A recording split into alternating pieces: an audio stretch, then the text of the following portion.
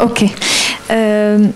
Alors la plupart, vous avez pu voir hier la présentation FemLink, je crois pour la plupart d'entre vous. Juste pour ceux qui n'étaient pas présents hier, en 2 mots, juste pourquoi FemLink participe à cette rencontre. Parce que FemLink est un exemple d'un, si vous voulez, un network. On a beaucoup parlé de network. FemLink donc est une initiative artistique qui cherche à réunir plusieurs femmes vidéastes de par le monde sans prendre en considération, donc indépendamment de leur culture, de leur pays, de leur nationalité. Et le but ultime, c'est le principe fondamental derrière FemLink, c'est le principe de s'ouvrir à l'autre, vers un monde plus tolérant. Et c'est une des choses vers lesquelles l'art tend en général. C'est ce qu'on a parlé au début de la rencontre aujourd'hui, c'est que l'art peut être un vecteur de paix grâce à l'ouverture à l'autre. Donc voilà, rappel rapide comment les œuvres d'art FemLink se font. Donc chaque année, il y a 1 ou 2 thèmes et plusieurs artistes s'expriment sur le même thème. Donc plusieurs artistes s'expriment sur le même thème. À supposer que c'est le thème vital, comme ça va être le cas de la vidéo qu'on va montrer maintenant et à laquelle j'ai participé. Chaque artiste fait une vidéo de 2 minutes sur le thème vital et toutes les vidéos sont juxtaposées pour former une seule œuvre d'art. Ce en quoi pourquoi FemLink représente la mobilité. En fait, elle est un exemple de mobilité artistique.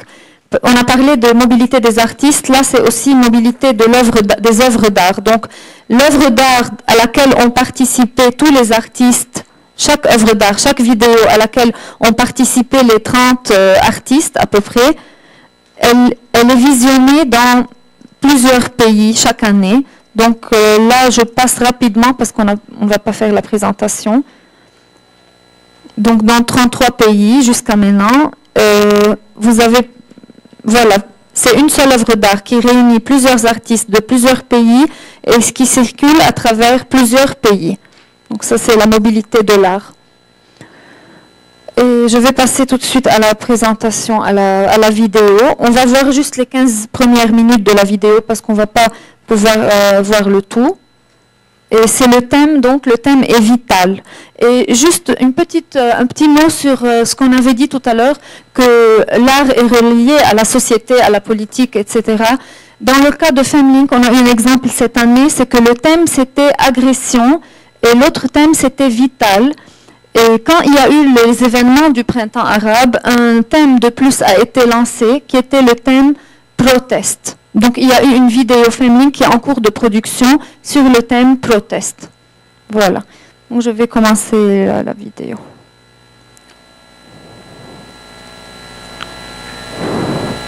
Finalement,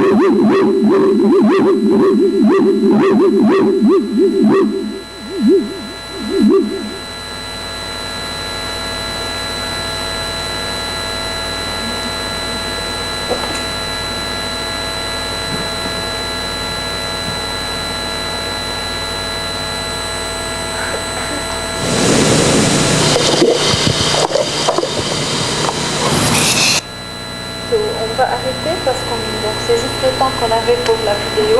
Voilà. Merci. Merci à vous.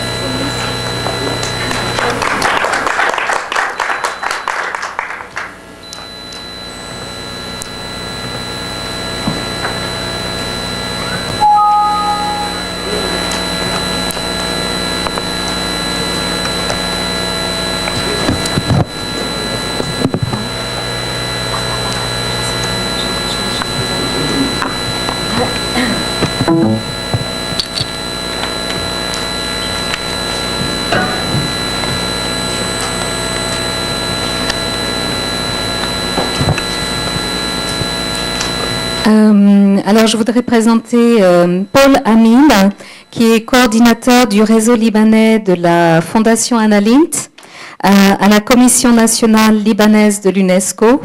Donc, il a eu la gentillesse de venir nous voir et nous parler donc de la Fondation Annalint et du réseau, puisqu'on parlait de réseau, du réseau libanais de la Fondation. Voilà, merci.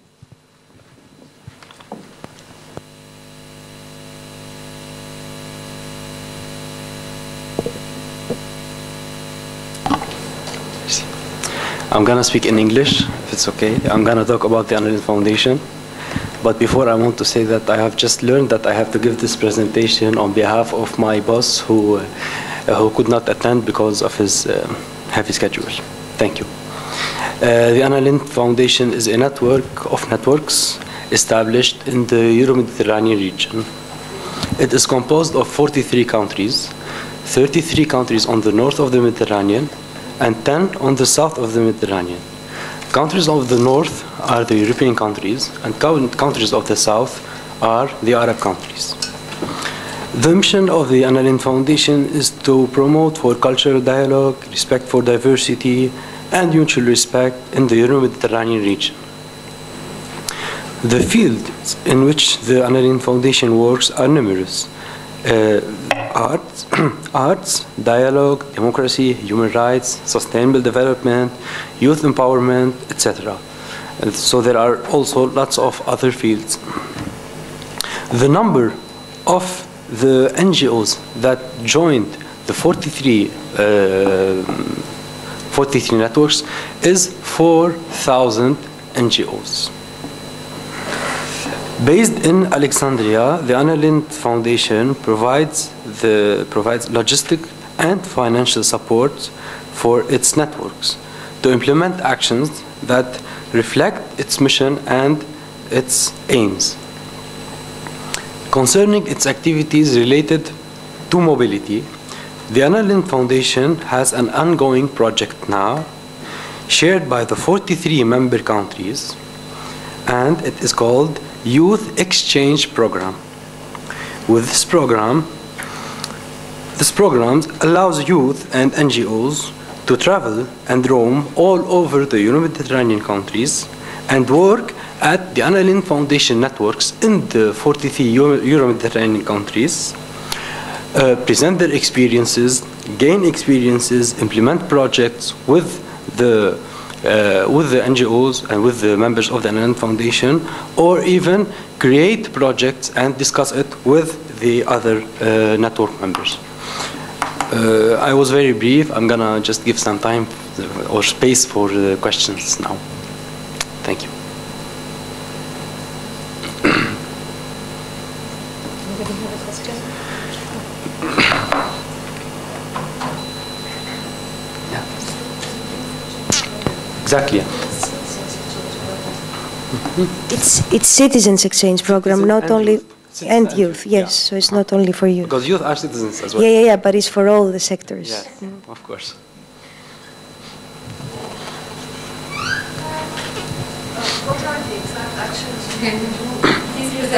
In Lebanon. Yeah. Je répète ou... my name is Michel Polikevich. I'm from Lebanon. I'm the programming manager of a concert hall, and I was just... In the framework of the strategic support, of the Annalyn Foundation to its network members, here in Lebanon, when we often do meetings for our members to design and create projects within, of course, under the umbrella of the Annalyn Foundation, of course, and in the fields which are of interest for the Annalyn Foundation. Other than that, we implement what is called a common action, and it's a yearly activity during which we gather all our members and choose of them those who want to contribute to the common action. So they do cultural activities.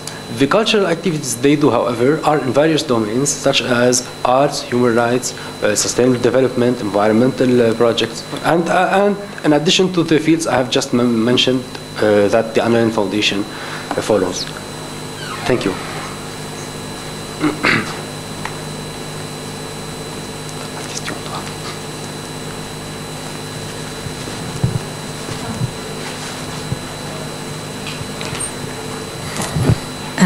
Nada Rosen from Beirut Art Center. I would like to know how do you select the projects and what are the criteria? Actually, the projects for the common action, you mean. When we receive the projects, we just put our remarks on them and then we send them to the Annalyn Foundation, to the headquarters. And actually it is up to the headquarters to agree or disagree with the project and with its execution. So, but to choose the project, they mostly follow how creative it is and how far it's implemented within the framework of the guidelines, because there are guidelines for each project, okay? And in the guidelines, when the Annalyn Foundation proposes a project, in the guidelines it puts the fields of interest, specific fields of interest. So in the evaluation, they see how creative the project is and how much it respects the fields that are cited in the guidelines.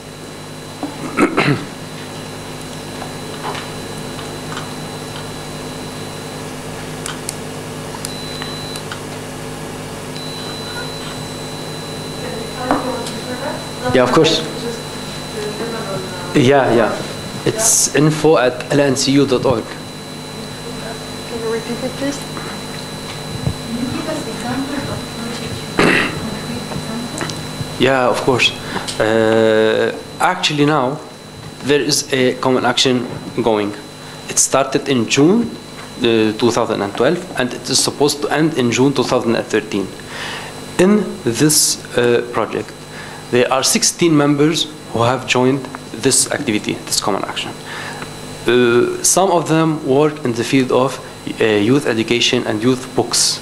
Some others work in the environmental sustainability. Others work on dialogue and citizenship. And those are the main fields, and the others work under those those three main fields.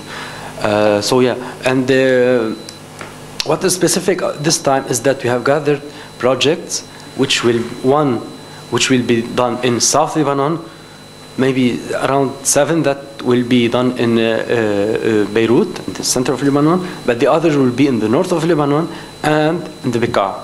So we have sought to ensure diversity for our projects. So this is just a brief about a concrete project that we are implementing right now. It's some of the projects are done, but some of them are not done yet. It's an ongoing project, and it is supposed to end in June 2013. Is it done by Lebanese or is it? No.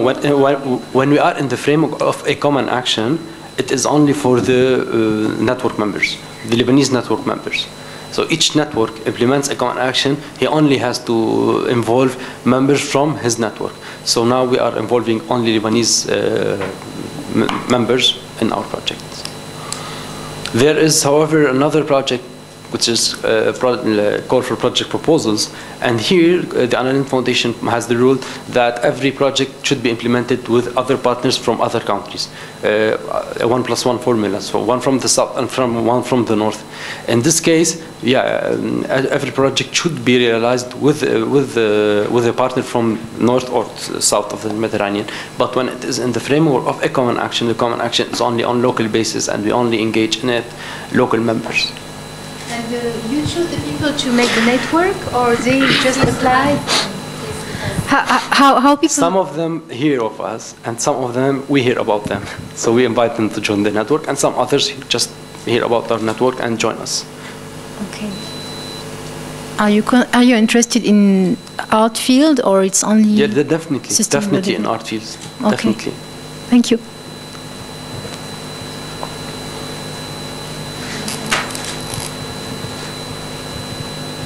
You work in an artistic domain? Then you're welcome to join us. Yes. Is that it? Yes. Thank you very much, Mr. Amil, for your presentation. And now we will go on to a presentation that we received from Marietta Schaake. She is a member of parliament. I'm speaking in English, but it doesn't matter. Member of Parliament, member of the European Parliament, sorry. And she's very active on the question of visas, for example, because she wrote a report that was accepted by the Culture Committee of the European Parliament last year. And one of the recommendations in this report was about visas for artists and cultural operators. So I would like you to listen very carefully to the presentation that she's made. It's a very good one. I listened to it yesterday, and it's very interesting to listen to her point of view, and the political aspects of what she says are, I think, very important. So we can listen to that. Yes, we invited her, and she couldn't come, and she very kindly suggested to make this video message for us. So I think it's a sign of her commitment to what actually she says in the video. So.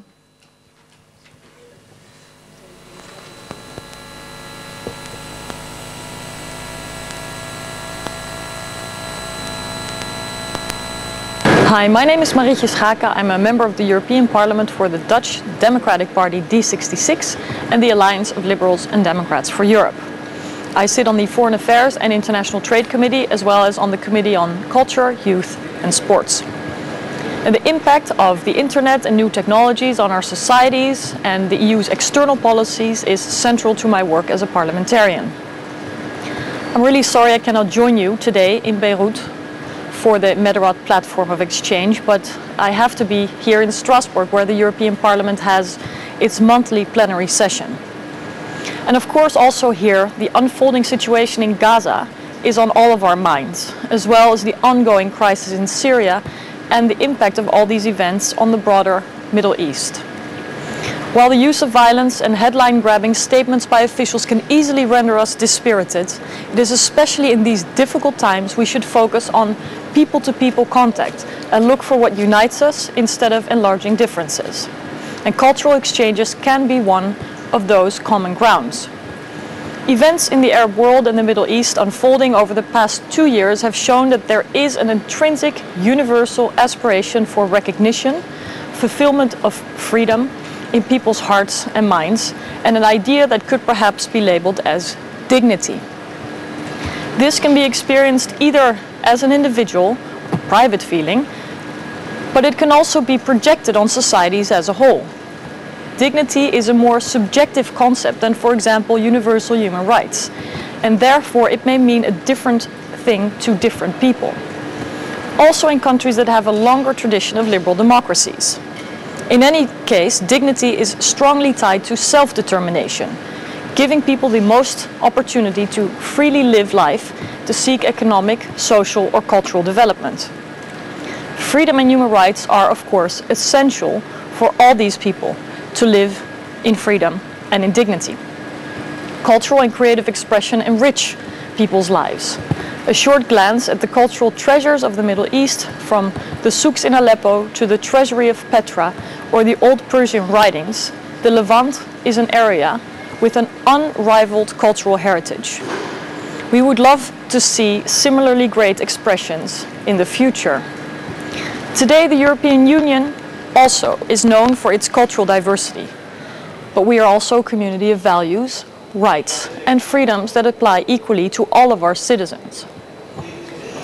Are these often called European values inextricably linked to our European culture, or is there a universality to them that has the concept of dignity in it as a central theme? Through cultural exchanges and the notion of reciprocity and mutual understanding between regions and people, we can facilitate this understanding and support it in organic and spiritual ways. In that sense, artists are as much ambassadors of a country or a people as are professional career diplomats. Through the sharing of literature, film, music, and heritage, doors of understanding are opened and bridges between people can be built. Even more so when artists from different countries and cultures meet and inspire each other. European identity in all of its diversity, as well as European values, are manifested through various cultural expressions. Additionally, the EU has important experiences to share when it comes to overcoming conflict and building stability through shared interests. To concretely facilitate cultural exchanges, last year the European Parliament adopted a report I wrote, a report that streamlines cultural diplomacy and culture in the external actions of the European Union. In this report, we highlighted the value of culture in all its aspects, impacting the EU's external actions, from international trade to enlargement and, very importantly, neighbourhood policy, as well as development cooperation and the EU's common foreign and security policy. In all of these areas, culture can be a vehicle that helps fostering democratization, freedom of expression, promotes inclusion, drives development, enriches education, and can forge reconciliation in countries post-conflict. At the same time, it can have an economic value, driving entrepreneurship, innovation, and business. Especially in our globally, digitally connected world, technologies and the internet can be catalysts of economic activity as well as creativity. But cultural exchanges work in two ways. Reciprocity and, more practically, mobility is key. So I've asked the European Commission to establish cultural visas to make it easier for artists to come to the EU and to share their work, to work together to create networks. In this way, it should become much easier for artists in Europe, the Mediterranean and Arab countries, as well as the rest of the world, to build new networks, to inspire each other and to learn from each other. And encouragingly, the European Union has opened up the famous Erasmus program for Syrians and for people from the broader Mediterranean area. Cultural diplomacy is a cornerstone for building trust and long-lasting relations with citizens in countries around the world. And culture should be a more vital and horizontally integrated element among the broad spectrum of external policies which make up the EU's foreign policy. And more of such networks are digital hubs of creativity and interaction. The opportunities to connect different parts of the world around cultural goods and content should be celebrated and facilitated. Contact between people, online or offline, fosters exchanges of best practices and knowledge, and develops people's international skills, which are more and more important in a globalized world, for example, to get a job. That is why the EU, but also myself as a parliamentarian, feel the responsibility to ensure that new avenues for cultural exchanges are being built and are kept open. Mobility of people from the northern to the southern shores of the Mediterranean is just as important as protecting the free flow of ideas online. Internet censorship cannot become a 21st century equivalent of traditional borders. Connectivity and mobility are concepts that are intertwined. They are the facilitators of cultural exchange and basic human interaction. It is my solid conviction to work and fight for these facilities every day, and I hope you will join me. Thank you so much. I look forward to hearing from you either by email or online via social media such as Twitter or Facebook.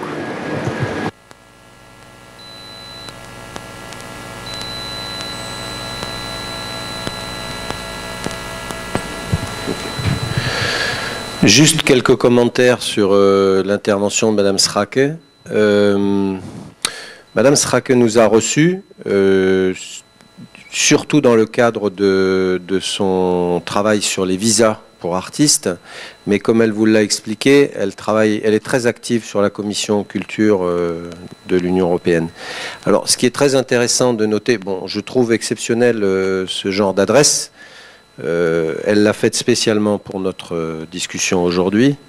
Ce que je trouve aussi exceptionnel, c'est que nous sommes dans un tournant très intéressant vis-à-vis de l'Union européenne, dans le sens où un certain nombre de parlementaires n'ont pas réussi beaucoup à faire avancer les choses, mais continuent à pousser quand même dans cette direction.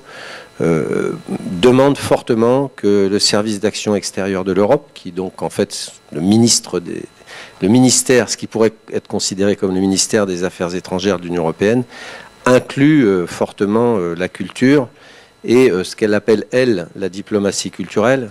Encore qu'il faudrait creuser cette notion de manière bien précise, parce que ça veut dire tout et son contraire. Mais enfin, cette notion de culture comme un élément essentiel de la politique extérieure de l'Union est quelque chose qui se débat beaucoup. J'étais moi-même, en tant que président du Fonds Roberto Cimetta, invité, c'était au mois de mai, me semble-t-il, dans une discussion interdirection au sein de la Commission européenne, direction DGEAC, direction culture, éducation, DEFCO, qui est la direction du développement, et les services extérieurs de l'Union européenne, sur la question du rôle de la culture dans les affaires extérieures de l'Europe. Donc on sent bien que c'est un sujet qui les intéresse beaucoup, aussi pour cette question de sécurité. C'est aussi quelque chose, je vous ai dit ce matin, mais comme par hasard, on voit bien qu'ils ont compris l'importance de la culture dans cette question du dialogue, de l'équilibre et du dialogue. Je pense, et c'est pour ça que je voulais prendre la parole, que ces personnes, elle vous a laissé son adresse email. Et il y a une tradition dans l'Europe du Nord, pour les parlementaires et les politiques, de répondre directement aux citoyens quand les citoyens les interpellent. Donc je pense qu'il ne faut pas se gêner, il faut leur écrire, il faut leur dire, parce que ces gens, quelque part, sont isolés. Moi, quand j'ai rencontré Madame Schrake, j'ai vu qu'elle avait des assistants parlementaires, mais quand même, elle est isolée dans sa réflexion, dans son travail. Il y a aussi, quand on parle de advocacy, on parle aussi de ça, c'est-à-dire quand on trouve quelqu'un qui a un discours politique intéressant et qui a la volonté de faire avancer les choses au sein de l'institution, il faut les nourrir, parce que souvent on voit bien qu'il y a un problème de pédagogie, le mot est un petit peu extrême, mais il y a certainement une nécessité de nourrir ces gens-là avec des informations réelles, directes, fraîches, parce qu'ils en ont vraiment beaucoup besoin. Donc je pense qu'il faut saisir cette opportunité. Elle n'est pas la seule, mais ils ne sont pas très nombreux quand même au niveau du Parlement européen, mais il y en a quand même quelques-uns qui sont prêts vraiment, si nous les nourrissons, et je pense que toutes les informations qui peuvent venir d'au-delà de l'Europe les intéressent au premier chef, et en tout cas le Fonds Roberto Cimetta s'est positionné là-dessus. C'est notre manière de faire advocacy, c'est de rester au plus près de ces gens-là pour leur donner les vraies informations. Et souvent nous nous apercevons qu'ils ne les ont pas, en fait. Ils ont ils savent, c'est l'homme, vous savez, on dit en français, l'homme qui a vu l'homme, qui a vu l'homme, qui a vu l'ours. Ils ont rarement l'information en direct. C'est aussi notre responsabilité de le leur donner. Et donc je voulais le redire après son intervention, que je trouve fort intéressante, même si, évidemment, sur un certain nombre de termes, nous pouvons discuter, notamment l'histoire de la diplomatie culturelle, qui effectivement mériterait un colloque à elle toute seule. Donc si vous avez des réactions là-dessus, je veux bien en parler avec vous, parce que ça me paraît important. Non. Bon, en tout cas, écrivez-lui, elle répondra, j'en suis certain. On passe à la suite. Allez. Okay. Avant d'ouvrir l'atelier, le dernier atelier de la journée, je voulais vous donner quelques informations pour le déroulement de la soirée, le déroulement aussi de la fin de notre débat et nos réunions. Vous avez sans doute remarqué sur le programme qu'il y a des speed dating à 17h15 jusqu'à 18h15. Ça n'aura pas lieu ici parce que la configuration de la salle ne correspond pas du tout. Les speed dating, c'est un moment pour vous de rencontrer en tête-à-tête d'autres personnes ici. On vous donne 10 minutes à chaque séance et puis après j'ai un petit réveil et je vous demanderai de tourner, de voir d'autres personnes et on va le faire dans la salle où on a mangé ce midi.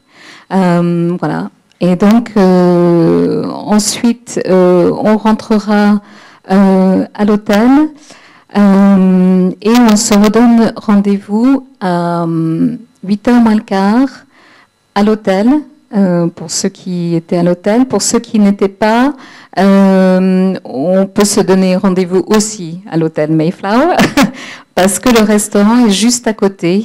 Ça s'appelle Walima. Je crois que c'est ça, Christelle. Elle est là. C'est ça, hein, Walima. Et c'est juste à côté de l'hôtel Mayflower. Donc si vous ne savez pas où se trouve l'hôtel Mayflower, je peux vous l'indiquer. De toute façon, il y aura des taxis ici pour vous emmener à l'hôtel. Voilà, donc vous pouvez nous retrouver pour ceux qui n'étaient pas à l'hôtel directement là-bas. Alors, on se donne rendez-vous à 19h45 et on va manger à 20h. Et ensuite, après le repas, pour les fêtards, les retardataires, enfin ceux qui aiment bien les soirées, on ira aussi, on vous propose aussi une petite soirée jazz. Et ça c'est Christelle qui nous indiquera le chemin. Voilà. Et pour ceux qui restent jeudi à Beyrouth, on a prévu une petite visite à Byblos. Et donc on partirait à 10h30 de l'hôtel et on mangera là-bas et puis on rentrera. Apparemment, le site archéologique est ouvert, même si c'est la fête de l'indépendance. Donc on a beaucoup de chance. Donc voilà, si vous ne m'avez pas encore dit que vous venez à Byblos, merci de me le dire, parce qu'on a prévu 13 personnes, je crois, il y a 12 ou 13 personnes. Voilà, c'est tout ce que j'avais à vous dire. Si vous avez des questions, n'hésitez pas à me les poser. Et puis, je profite aussi de ce micro pour remercier encore Carol Pratt et son équipe, parce que j'ai pas eu l'occasion ce matin, mais c'était fantastique. Et également Inès et Julien, même si Julien n'est pas là, mais Inès est là, et je lui remercie de nouveau pour cette réunion, parce que voilà, elle m'a beaucoup soutenue.